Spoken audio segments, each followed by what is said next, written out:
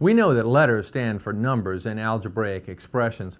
Sometimes it's necessary for us to designate what numbers don't make sense in certain kinds of expressions. For example, if we're talking about the square root of x minus 3, and we know that x stands for any real number, we know that if x stood for, let's say something as simple as 0, we would have the square root of 0 minus 3, but the square root of negative 3 doesn't make any sense. So we want to restrict the values of x so that the expression makes sense for all of the replacements for x. Now, that restriction is simply a restriction on or a definition for the domain of our expression. The domain meaning, roughly, the acceptable replacements for x. Now, we understand that in a situation like this, we would like to be taking the square root of a positive number or 0, so we might come out to the side and say, gee, for what values of x then would we have positive numbers or 0? So we'd like to know what values of x will cause x minus 3 to be greater than or equal to 0.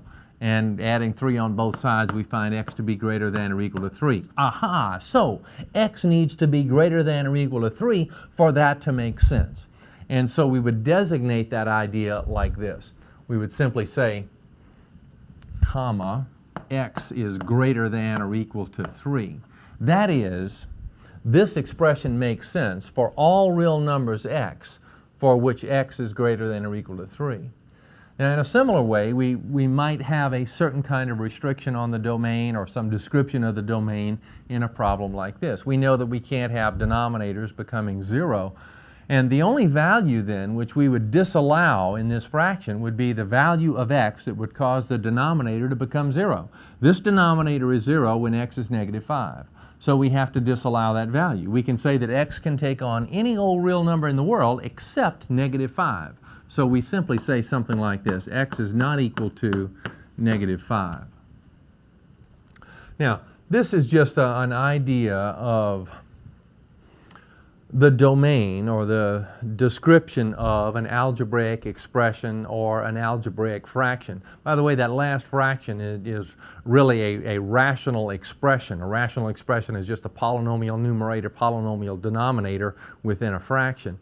And we're going to talk about various operations on rational expressions. And the first operation is just one of reduction. When we reduce a fraction, a common fraction, we just take out common factors in numerator and denominator. Well, the same is true with algebraic fractions. That is, we're looking for common factors in numerator and denominator to eliminate or cancel. Now, to see those factors that are alike, we have to perform the operation of factoring in both numerator and denominator. Factoring up here, we get these two factors. Factoring down here, we get these two factors. All right, now we see that the x minus 2 factors can sort of take one another out. Now, we are allowed to do that because we can think about separating the factors in such a way that we have x minus 2 over x minus 2 almost as a separate fraction, and that's simply 1, you see. So we eliminate those factors, and we're just eliminating 1, sort of, and we're left with this as an equivalent form of that. Well, it's almost equivalent, and I'll talk about that in a minute, but we take these out and we have x plus 6 over 3. Now, the 3 and the 6 can't cancel because although there is a 3 factor within 6, you see, that 3 factor in 6 is not a factor of the entire numerator. It's a factor only of that term of the numerator, and so it's not a candidate for cancellation. We have to be talking about factors of the entire numerator and denominator in order for canceling to take place.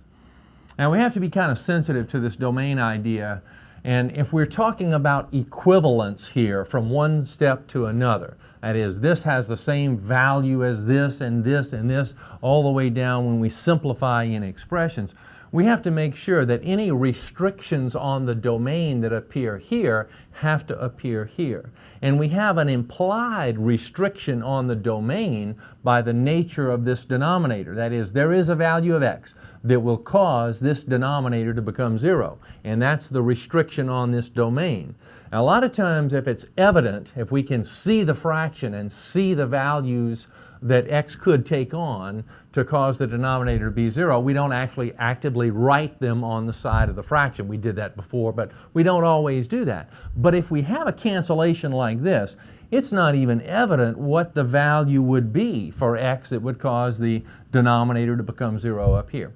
So I can see that value right here very easily. If x takes on the value 2, then this denominator becomes 0. But that x minus 2 canceled, and so it's not really self-evident what the value was that would cause the denominator to be 0, so we actually have to say that here. X cannot be equal to 2 for this to be equivalent to that. All right, here's another one. Same idea now. There's a little trick in this one, a little nuance that I want to show you. Notice that the numerator is not in standard form. And when we factor, we get these two factors for the numerator and these two factors for the denominator. And here's what should jump out at us. We have 4 minus x here and x minus 4 here. We almost have a cancellation opportunity. And we would if we could accomplish a sign change. Now, the relationship between these two is a little more evident if we do this. This is 4 minus x. If I write minus x plus 4, that's the same thing as this. Let me put it in that form just for demonstration purposes here. This is minus x plus 4. I just changed the order of the two numbers in here using the commutative property, but I wanted to do that because it's pretty easy then to see that we have a sign change for both of those terms in parentheses. And if I could get them to change somehow, then I'll get a cancellation. Now I can accomplish that sign change by forcing the factorization of -1 in either numerator or denominator. That is, I can take this numerator. By the way, I could write this as x plus 3 instead of 3 plus x. It really doesn't matter. But I'm going to force the factorization of a negative sign. And really, I'm taking out -1. You see, I'll write it. I want to write it like that. I could just put a minus sign here, and that would probably be okay. But I'd rather do that at the beginning of a listing of factors. I'll put -1 here because I'm kind of within this list of factors. But when I take out this -1 factor, it'll change the signs here, so I'll have x minus 4. And now I have the cancellation opportunity that I was looking for. So these can go out. And now this -1 can multiply throughout this other factor. So I'll have minus 3 minus x, or minus x minus 3 like this. And in the denominator, I have 2x minus 1. Now, you can leave it in factored form if you want to. That's probably still not incorrect. It is important, though, to be able to recognize the different forms that fractions can take, because there's going to be an answer in the back of your textbook, and if you're checking your answers with the answers in the back of the text, you have to know when you have an equivalent form. Okay. Now, we had a cancellation here, and therefore we have a restriction on the domain that needs to be listed down here. When x is 4, this factor becomes 0, and the denominator therefore becomes 0. So we have to write that restriction down here. X is not equal to 4. In this next problem, we're multiplying a couple of algebraic fractions. And it's important to realize that multiplication of algebraic fractions is handled in exactly the same way as the multiplication of common fractions. That is, we multiply numerators times numerators and denominators times denominators. The only difference is, or the big difference is, that cancellation opportunities are very important to take advantage of early on in the problem. Otherwise, you get a really long-winded polynomial numerator and denominator that's reducible, but you can't see the reduction. So the idea is to factor and look for those cancellation opportunities early on. So we're really just factoring everything in sight. Factor every numerator and every denominator and look for those cancellations. So here we would factor this numerator into these two factors. Factor this denominator, it comes to these two factors. Factor up here and we get this. Now this would probably take 2 steps because we have a common factor of x that we take out first. And it's x times a trinomial, and then the trinomial is factorable into these two binomial factors. Then the denominator is factorable into this. Okay, and by the way, while I'm thinking about it, from time to time when you see problems, when I present problems up here and you see a problem you think you can work on your own, I suggest that you actually copy the problem down and try it on your own. Just pause the tape or stop the tape and try the problem on your own and come back and roll the tape to verify that your answer is correct. And this practice idea and this hands-on thing is a real big help in transferring information from short-term memory to long-term memory. That's the whole purpose of doing homework. All right, at any rate, we're looking for cancellation opportunities here, and we're looking for factors that are in any numerator to factor with factors in any denominator. That is, we have this 2x minus 3 in this numerator. Well, it can cancel with this 2x minus 3 factor in this denominator. So those two can go out. And then we have, let's see, is there an x plus 5 up there? No, there's not. The x minus 1 with this x minus 1 can go out. We have this 2x. Well, let's see, the x is a factor, and that's an x factor. So those x factors can go out. And now what do we have left? We have x plus 2 times x minus 2 for the numerator, factors that haven't canceled. And in the denominator, let's see, we have 2 times this x plus 5. So we have this. Now the restrictions on the domain, or I guess the challenging part, if there's any challenging part here, it would be the values of x that will cause each of these canceled items to become 0. Now this factor x becomes 0 when x is itself 0. So x cannot be equal to 0, or else it wreaks havoc in our situation here. So x can't be equal to 0. This one is rather self-evident too. If x is 1, then x minus 1 becomes 0, and therefore we'll have a 0 denominator. So x can't be equal to 1. And it's not quite as evident, the value of x that will cause this factor to become 0. And when it's not evident, then what you can do is set up a little equation like this. You're asking yourself, what value of x will cause 2x minus 3 to be equal to 0? Add 3 on both sides, divide on both sides by 2, and you find x to be 3 over 2. So x cannot be equal to 3 over 2. That's how you identify it, though. You see, if you can't see through it very, very quickly. Okay, that's the idea. Division of algebraic fractions is handled in much the same way as division of common fractions. And you recall that what you do is you change the division problem to a multiplication problem. That we change the sign to multiplication and we flip over the second fraction. That is, we multiply by the reciprocal of the second fraction. So we just flip this rascal over when we change the sign to times. Now at the same time, or not necessarily at the very same time, but we're thinking about also factoring, because when we multiply algebraic fractions, we have to look at factors. So the tendency is to try to flip over this second fraction and factor at the same time. Now that's it's kind of a risky situation when the fractions become very complicated. Here it wouldn't be very difficult at all, but in some situations it becomes difficult. And in those situations I suggest you resist the temptation of trying to do both things at once. At any rate, we have the factorization of this becomes that, of this becomes that. Now notice that this is a perfect square trinomial because it factors into a binomial times itself. This is the difference of squares, which factors into the sum and difference of the same two terms. And they happen to sort of correspond with these guys up here. Anyway, we have x plus 7, and then the 3 comes out of those two terms to give us this, and we have cancellations all over the place. We have the x minus 7's going out here. This x plus 7 goes out with that x plus 7. This x minus 7 takes out that x plus 7. Now all the factors have disappeared in these numerators. So what's left when we cancel these is simply a bunch of 1s. We generally don't write them, but really there's just a 1 factor left when these cancellations occur. So it's 1 times 1 times 1, or simply 1 for the numerator. And downstairs we have 1 times 1 times 3 times 1, or simply 3. So this reduces to 1/3. And now we have to talk about the restrictions. Well, we're talking about values of x that will cause any of these original denominators, you see, to become 0.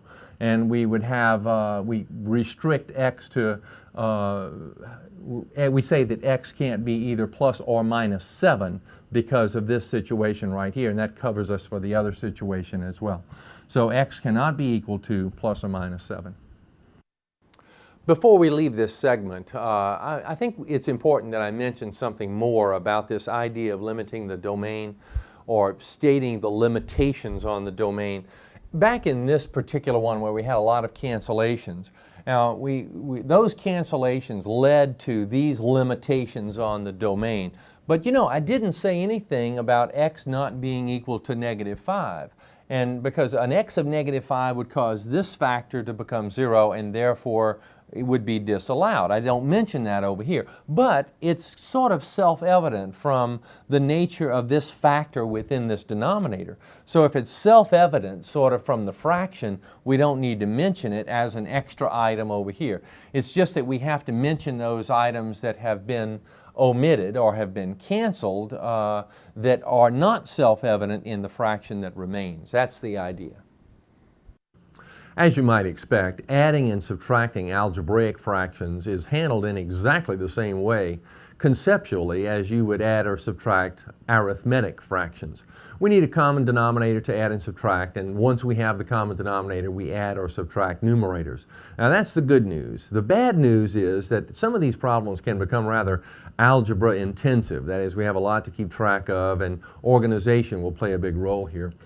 Here we're adding a couple of algebraic fractions. We already have the common denominator, so we simply add the numerators, and as we would expect, we just bring down this numerator and show the addition of this one. And we have our common denominator under that big numerator. Now it's just a matter of collecting like terms. 2x minus x is x, and the ones go out, so we have x over x plus 3. Now here's one of the most common errors in this situation. Suppose I just change this to subtract. Now I want to subtract this binomial, and it's really important that you add parentheses here to show that you're subtracting both of those terms and not just the first one. The common mistake is to do this, is to just put minus right here and then think that you're done. But really you are subtracting all of this, and it's like minus everything in parentheses. So both signs have to change, and this is the result of that situation. And now we would be collecting like terms. So be very cautious in this circumstance when you have a minus sign. In fact, you can set it up a lot of different ways to be successful, but just take a lot of care with it. Another way to set it up is like this, is to say, okay, I've got the 2x minus 1, and I'm going to subtract the 1 minus x. You see, just burn a step to show what you're doing here, and then in the step after that, you would have the 2x minus 1 minus another 1, and then plus x, excuse me, for the numerator, and then the denominator x plus 3, and then collect like terms, and you have your answer. Here's one that's a little more complicated. We don't have common denominators here, so we have to rewrite the fractions with common denominators. Now, in order to identify common denominators, we have to be looking at factors, because the common denominator will contain every different factor that we see in any denominator in the problem. So we need to go through a step and factoring here, we get these two factors, and we just bring this down because it's already in a relatively factored form. All right, now every different factor that we see will be part of the common denominator. We see x plus 2, that's part of the common denominator. We see x minus 1, that's part of the common denominator. We see x plus 2, oh, it's already there because we identified it over here. So our common denominator is just this product. And often it's valuable to like go out on the side and actively write it down. Our common denominator is x plus 2 times x minus 1. All right, there it is. Now we can refer to it then if we write it down somewhere. Now we'd like to rewrite these fractions so that they have this common denominator. This one is okay, it already has that common denominator. That one's not okay, it's missing the x minus 1 factor. And in order to get that x minus 1 factor into this denominator, we're going to multiply it in. But if we multiply x minus 1 into the denominator, we have to multiply x minus 1 into the numerator as well, because we need to be multiplying by a form of 1. All right, so that's the idea. Now, once we've done this, let's see, 1 times x minus 1 is x minus 1. Now we have our fractions have common denominators. We can collect the numerators. We have the subtraction then of this numerator. We have to be very careful. So we have minus x plus 1, you see, and x minus x will go out, and then the plus 1 will take over, so it's 1 over our common denominator. Now, some of these problems like this can look really simple, but become rather algebra intensive. And as I mentioned before, organization plays a big role here. Let me show you a problem that is of that variety. This looks relatively simple, but let me show you how it gets complicated very quickly. Now, not complicated in the sense of difficulty, of understanding or anything like that. Complicated in the sense of organization. It gets messy very quickly. All right, our first thought here would be to identify a common denominator. To do that, we have to be looking at factors. Now, we're already in a factored form here. We're already in a factored form here. Difference of squares, factors. Okay, good. Now we can identify a common denominator. The common denominator contains every different factor that we see. We see an x minus 1, so x minus 1 is part of that common denominator. We see x, so x is part of that common denominator. We see x plus 1. X plus 1 has to be part of the common denominator. We see x minus 1. Oh, it's already here. Now, you might be thinking, what happens? When is it that we have more than one factor of a certain type? Well, if you have multiple factors of something, like if we had here x minus 1 cubed and x minus 1 to the first power here, we would take that like factor the most number of times that we see it. So x minus 1 cubed would be part of the common denominator. We need 3 factors of x minus 1 as our common denominator. Okay, we don't have that here. We're not going to worry about it. Now, we've got this is our common denominator. We need to rewrite those fractions so that they all have this common denominator. Now, to do that, we're going to just inject those missing factors into the denominators, and therefore we need to inject them into the numerators as well, the missing factors I'm talking about. This denominator has the x minus 1 factor. We need to pop in an x and an x plus 1 factor. So we're going to take this fraction and we're going to multiply in the x times x plus 1 over x times x plus 1 and multiply that into the 3 over the x minus 1, like that. That's what we're doing. Now, this one is missing the x minus 1, x plus 1. So, let's see. Now, in between that minus sign and this fraction, I'm going to pop in those missing factors in both numerator and denominator. So I'm just going to write x minus 1 times x plus 1 over x minus 1, x plus 1, like this. Then 2 over x. You see? So the missing factors are going in between the minus sign and the fraction. That's all there is to it. It makes it kind of simple. Now, I'm stringing things out here. We have an awful lot to keep track of, but it's really not any big deal if we just maintain concentration. Here, this one's missing the x factor, so we're just going to multiply x over x times this fraction.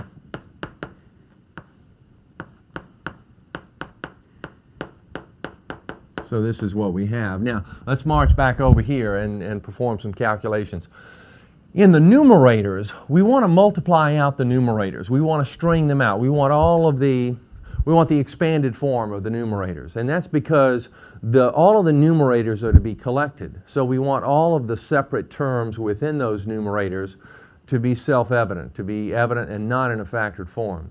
On the other hand, the denominators can remain in factored form because it's only at the end of the problem that we may have an opportunity to cancel. And to see the cancellation opportunities, we have to have a factored form. So we'll leave the denominators in factored form. In the numerator here, we have 3 times x plus 1. Now that's 3x times x is 3x squared. 3x times 1 is 3x. And all of this is over the common denominator. Now, in the interest of time, I'm going to put CD for common denominator. All right, then over here we have minus. All right, now we'd like to multiply all this out. This is x minus 1 times x plus 1 is x squared minus 1. So this is x squared minus 1 times 2. Now I'm taking a little bit of a mathematical risk here by combining steps. And if I were doing this on paper, I wouldn't combine steps like this, but in the interest of time, I'm going to do so here. So really, this is x squared minus 1. That's what I'm thinking about. You see right here. 2 times x squared minus 1 is 2x squared minus 2 over our common denominator. And then we march over here, plus, and now I'm thinking x over x times all of this. Parenthesis will help us with the multiplication in the numerator. X times x, x squared, and x times 3, 3x. all over the common denominator. Now we want to go through and collect the numerators. So let's see, we have this first numerator, the 3x squared plus 3x, and we have minus this. Now here's what I recommend you do. Well, maybe I ought to tell you what I recommend that you do not. You do not want to try to collect by just looking at these numerators as you see them now. You want to write down all of the terms that are in the numerator of the overall fraction that you're going to have as you bring these together. So you write the 3x squared, the 3x. Don't bring anything together, and then you'll write this. I would put a parenthesis here just to help the thinking, and it's minus all of this, so change the sign. So we have minus 2x squared and then plus 2. And then for this, it's plus these terms, so it's plus x squared plus 3x. And now all of this is over the common denominator. And now we're ready to make a big collection here. Let's see. The terms that are squared, I have 3x squared minus 2x squared, that's 1x squared. Plus another 1x squared, that's 2x squared. So I'm going to pop a 2x squared into the numerator, and I need some room, so I'm going to come out here. So in the numerator, I have the 2x squared. Now let's march back over here. I've already collected the x squared terms. Those are out of here. Now the terms involving x, 3x and 3x, that's 6x, and then I have a 2. So 6x plus 2 are the other terms in the numerator. The denominator is the common denominator. And I think what I'll do now is factor in the numerator as much as possible to see if I have some cancellation opportunities. I see a common factor of 2, and I snag the 2 out, and I have x squared plus 3x plus 1. And I can't factor this trinomial any farther, so I'll bring down my common denominator, and I'll actually write it down. I have it written down over here, so I can just refer to that. I've got x times x minus 1 times x plus 1. And no other cancellations are possible, so this becomes my final answer. This next example involves fractions within a fraction. And when you have that situation, it's called a complex fraction. There are actually two strategies for dealing with complex fractions. I'm going to show them both to you. One strategy is this. Now, for emphasis here, it's the idea that all of this is the numerator of an overall fraction, and here's the denominator of that fraction, and here's the big fraction bar. And within the numerator, there's a fraction. Within the denominator, there's a fraction. If one or the other of these or both happens, then we have a complex fraction. Okay. One strategy generally is to manipulate into a situation where we have a single fraction in the numerator and a single fraction in the denominator, the big numerator and big denominator I'm talking about. And then think about a fraction implying a division problem. That's what we're going to do here. We're going to bring these two together into one fraction. Well, to do that, we have to have a common denominator. The common denominator is x, so we'll multiply the 3 times x over x. Here's what I'm thinking. I'm going to take this parenthesis out, but I'm multiplying this by x over x. Now remember, this is 3 over 1. So it's 3x in the numerator and 1 times x in the denominator to get this. In a similar way, the 1 is multiplied times the x minus 1 over x minus 1. So x minus 1 over x minus 1 times 1 is x minus 1 over x minus 1. And then we just bring this down. Now notice I'm working with both a numerator and a denominator here. I have really two problems in one that I'm having to deal with, and I'm just kind of jumping back and forth. And that's the difficulty with this kind of problem, that you just jump shift your thinking from one to the other. But a little bit of concentration takes care of that quite easily. All right, we have up here, we have 2 minus 3x over the common denominator x. So 2 minus 3x over x. Up here, we have x minus 1 minus 1. So that's x minus 2 over this common denominator. Now we have this divided by that. So let's just write that down. Write it as we understand it. We understand numerator divided by denominator. So it's 2 minus 3x over x divided by x minus 2 over x minus 1. All right, then the division problem becomes a multiplication problem as we flip this over and we multiply as we understand. 2 minus 3x times x minus 1, and in the denominator x times x minus 2. Now, you notice that I have the caveat here of x is not equal to 1. We're not going to belabor that point very much, but to be technically correct, I need to write that because it's not self-evident from this. And yet, it is self-evident from the beginning. That is, if x were 1 right here, this denominator would be 0, and it would cause this to be undefined, and the whole problem would be undefined. And it's not self-evident down here, so we have to write it. Okay, that's the idea. Now, let's look at the other technique. This technique has quite a bit of manipulation involved in it. And sometimes when the fractions get complicated, it can be really messy. The other strategy is to do this, is to identify sort of an overall common denominator involving all of the fractions that we see within the complex fraction. That is, I have a fraction here and I have a fraction here. Now, between those two, let's identify a common denominator. That common denominator contains every different factor that we see. We see an x and we see an x minus 1. So x times x minus 1 is that common denominator. And conceptually, here's what we're doing. We're just going to take this fraction and we're going to multiply it times. We're going to take that common denominator and multiply it into both numerator and denominator. You see, we're just doing this. Now, I'd probably put this in another step ordinarily, but because I have a lot of board to work with, I'll just pop it in right here. You see, now this is a form of 1. So I'm multiplying that times this, you see, and times this. So that's the idea. Now, there are a couple of ways to proceed here. I can think about multiplying this times each of those two terms, but the manipulation goes like that. In fact, let's do that. Let's think about that. I'm multiplying this into this numerator, and so I'm thinking about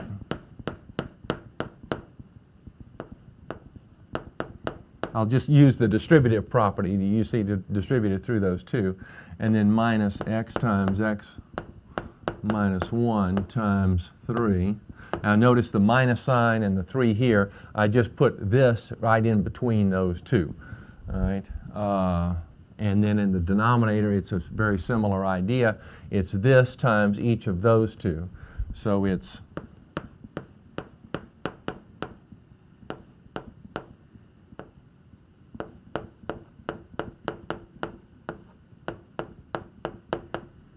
now just look for cancellation opportunities and let everything kind of sort itself out. We have this x cancels with that one. And we have x minus 1 times 2. So that's 2x minus 2. And then here we just multiply this out as minus 3x times x is minus 3x squared. And minus 3x times minus 1 is plus 3x. And then in the denominator, this x minus 1 cancels here. That's really what we were after. Back over here, we have x times x minus 1 times 1. X times x minus 1 is x squared minus x. And then here we have minus x times 1. That's minus x. And let's do some collecting here. I only have one squared term. So I have minus 3x squared. Then 2x plus 3x is 5x. And then minus 2 is minus 2. And then in the denominator, let's see, I have x squared, then minus 2x. And I'd like to factor if I can. Let me see. I believe I have a factorization opportunity in this numerator. You know, I can probably see through the factorization. In situations like this, I would take out the minus first of all. Now, we haven't really talked a great deal actively about this, but it's a manipulation that you can apply anytime you have a leading coefficient that's negative. So I would do this. I would say, okay, I don't want to deal with it in this condition. I want to write it like this. Now, all the signs will change. And I have this. And then the denominator, we have a common factor of x. So it's x times x minus 2.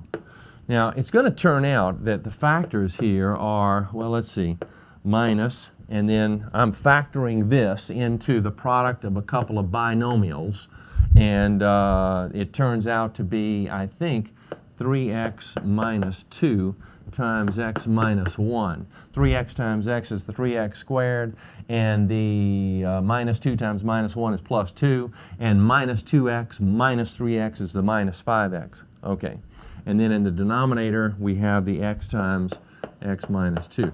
Now often these problems come out a little simpler than this, especially if you have a lot of fractions in the original problem. You get cancellations all around and then things fall out rather quickly. But at any rate, notice that this is the same thing as that. And it is important to notice that they are. Notice the only change is in the numerator. We have the x minus 1 factor here. But the negative of the 3x minus 2 is the same thing as 2 minus 3x. So these are indeed exactly the same for both methods, as we would expect.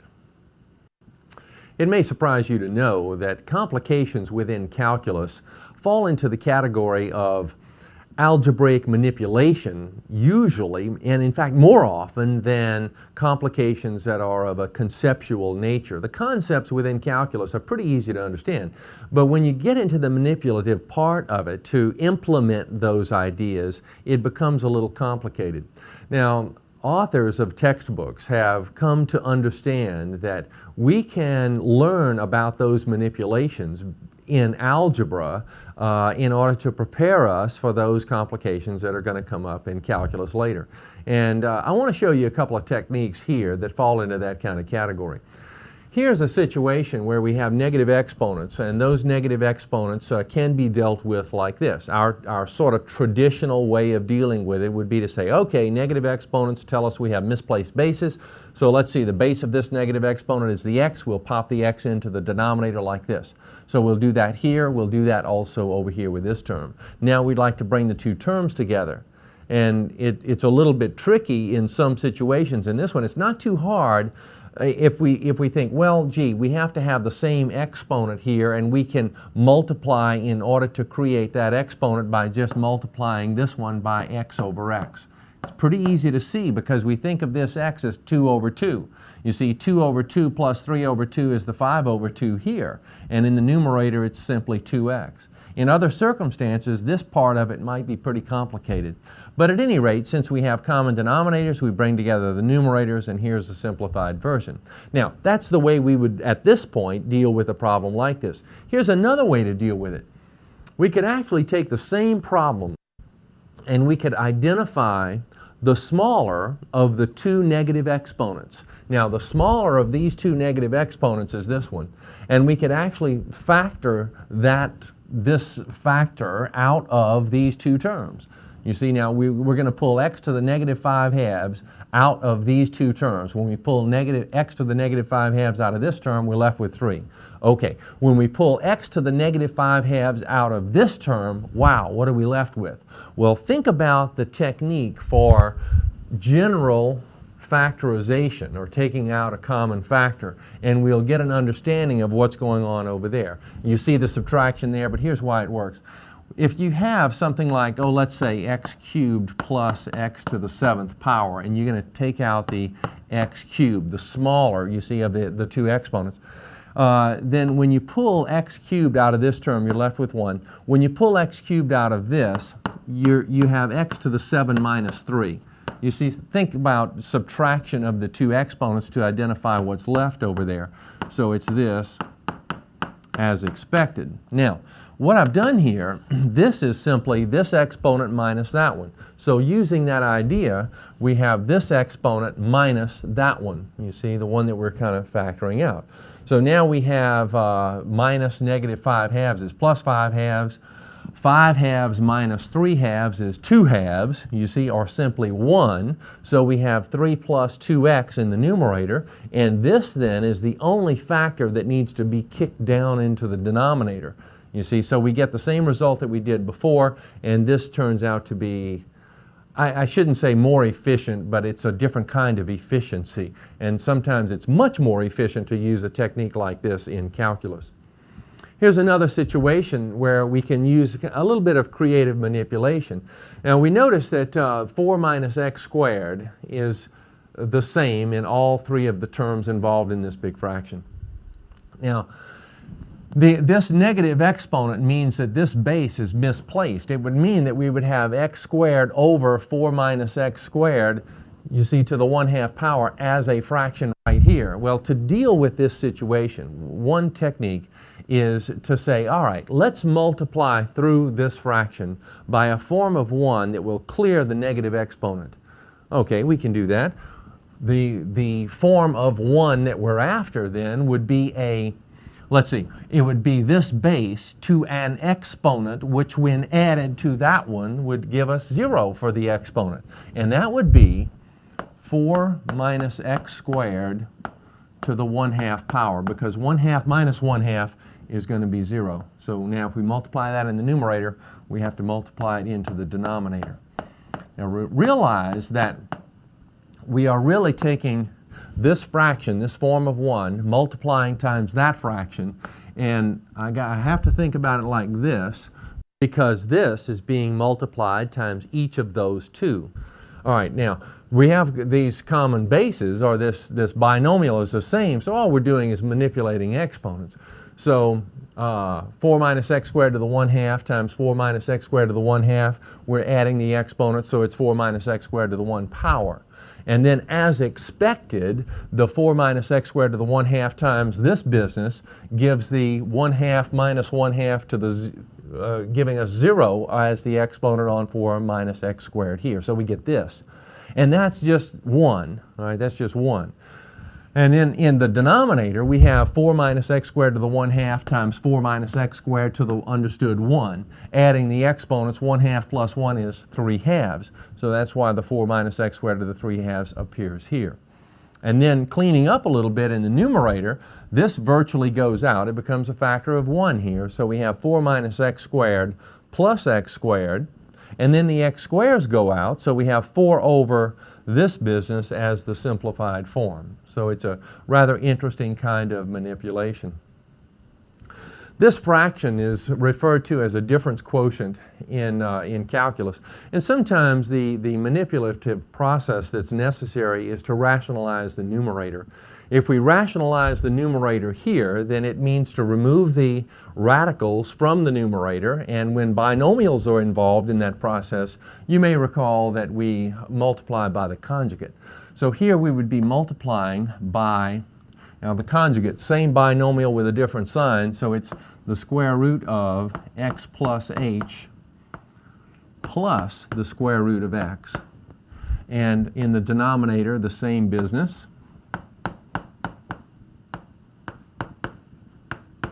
And some really nice things happen when we multiply conjugates like this. They're not nearly as imposing as they may seem. You multiply conjugates and you get the difference of squares. So it is the first item squared minus the second item squared, and that's really all there is to it. In the denominator, it's h times that binomial. So that's all I've written here. Now, squaring the square root gives us the radicand. Squaring the square root gives us the radicand. The x minus x go out, and we have h over all of this.